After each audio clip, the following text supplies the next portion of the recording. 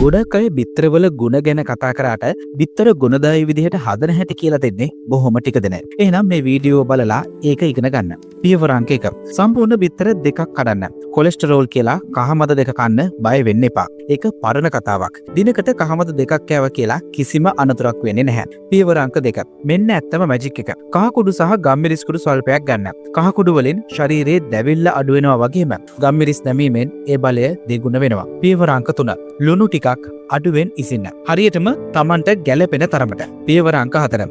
දැන් රන්වන් කොටස. තක්කාලි, ලූණු, හතු, ඔලිව් වගේ ඕනෑම එළවලුවක් දාන්න. ඔයාගේ මහා අන්ත්‍රයේ හොඳ බැක්ටීරියා වලට මේවා රස සංග්‍රහයක්. පියවර අංක 5. මද රස්නේ උයන්න. ස්ක්‍රැම්බල්ද ඔම්ලට් එකක්ද. ඒක ඔයාට කැමති විදිහක්. ඒත් පිහිනන්න තරම් තෙල් දාන්න එපා. අමුද්‍රව්‍ය වල ස්වාභාවික රසය පිටතට එන්න දෙන්න. හරි. දැන් ඉතින් ඔයාගේ වාරය. ඔයත් මේ වගේ කලින් හදලා තියෙනවද නැද්ද කියලා කමෙන්ට් එකක් දාගෙනම යන්න.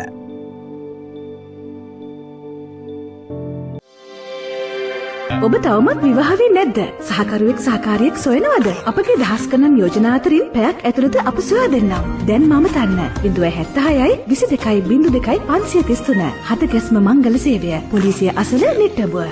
ඔබ සහකරුවෙක් සහකාරියක් සොයනවද? හදගැස්ම මංගල සේවය පොලිසිය අසල නිට්ටඹුව. ශාඛා කුරුණෑගල දඹුල්ල